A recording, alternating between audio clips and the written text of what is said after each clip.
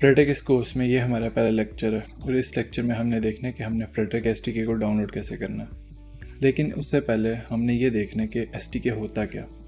तो एसटीके बेसिकली जो डेवलपर्स की टीम होती है, दुनिया में कोई भी डेवलपर की टीम होती है, वो एक एसटीके बनाती है ताकि जो भी हम कोड डेवलप करते हैं वो किसी और लैंग्वेज में कंपाइल हो सके।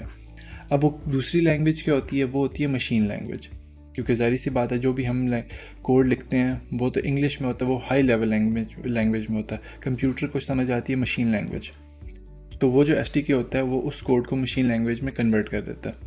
तो हमें कोई भी वेबसाइट डेस्कटॉप या मोबाइल की एप्लीकेशन बनानी हो तो हमें उसके लिए सॉफ्टवेयर डेवलपमेंट टूल किट की ज़रूरत होती है। हमारे इस केस में जो हमारा सॉफ्टवेयर डेवलपमेंट टूल किट है ये गूगल की फ्लटर टीम ने डेवलप किया।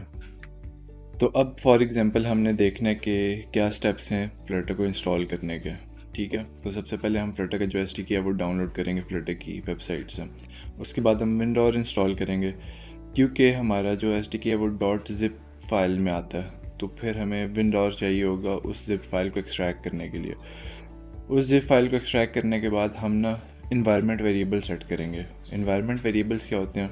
इन्वायरमेंट वेरिएबल्स बेसिकली विंडोज़ को बताते हैं कि हमने जो अपना एसटीके नया ऐड किया है वो किस पाथ पे किया। तो बेसिकली हम वो पाथ एक वेरिएबल में डाल देते हैं और विंडोज़ को पता चल जाता है कि मैंने वो एसटीके इस पाथ से एक्सेस करना। फिर जब हम वो इन्वायरमेंट वेरिएबल्स डाल देंगे तो फिर हमें वेरीफाई करना होगा इस कमांड प्रॉम्प्ट के थ्रू कि वाकई विंडोज़ उस एसटीके को पिक कर रहा है। तो सबसे पहले हम चलते हैं अपने फर्स्ट स्टेप पे, जो है कि फ्लटर को डाउनलोड करना। हमने गूगल पे सर्च करना है फ्लटर एसटीके और उसमें हमने देखना है कि हमारी जो docs.flutter.dev वाला जो लिंक है वो कौन सा है। इंस्टॉल स्पेस फ्लटर डॉक्यूमेंटेशन होगी, वो उसका नाम होगा, टाइटल होगा। उसमें हम देख सकते हैं कि हमारे पास 4 ऑपरेटिंग सिस्टम डिफरेंट हैं, विंडोज़, मैक ओएस, लिनक्स और क्रोम ओएस।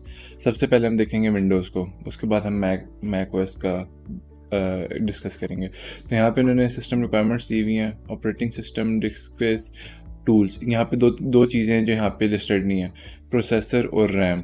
तो हमें for minimum core i7 third generation या कोर i5 फिफ्थ जनरेशन और RAM at least minimum 8 GB RAM हमें चाहिए होगी इसको स्मूथली रन करने के लिए।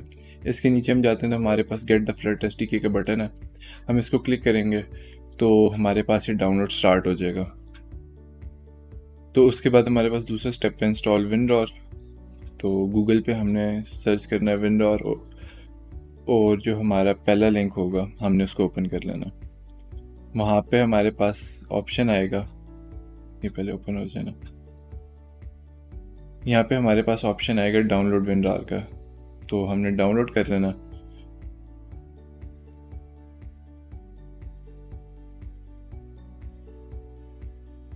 इसका जब डाउनलोड कंप्लीट होगा तो हमने इसको ओपन करना है और फिर इसको इंस्टॉल कर लेना। इजी सा इसका प्रोसेस है इंस्टॉलेशन का।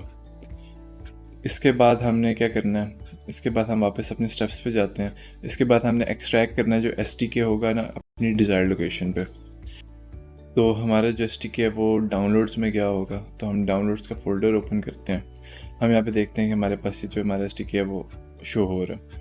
इसको एक्सट्रैक्ट फाइल्स करना है राइट क्लिक करके और उसके बाद हमने जाना है प्रोग्राम फाइल्स में। इससे पहले एक वार्निंग, यहाँ पे लिखा हुआ है do not install Flutter to a path that contain special character और स्पेसेस, और do not install Flutter to a directory like C program files that require elevated privileges. लेकिन काफ़ी सारे लोग होते हैं जिनके पास होती सी ड्राइव है, तो इसके लिए भी एक सोल्यूशन है। तो सारे के सारे आप लोग इसको बेशक सी में ही एक्सट्रैक्ट कर लें, तो इसका हम सोल्यूशन सारा इम्प्लीमेंट कर लेंगे एक साथ। खैर, तो हम फिर वापस जाते हैं अपने विंडोर पे और इसमें जाके हमने प्रोग्राम फाइल सेलेक्ट कर ली और यहाँ पे हमने इसको जाके ओके कर दिया, तो ये वहाँ पे सी प्रोग्राम फाइल्स में एक्सट्रैक्ट होना शुरू हो जाएगा।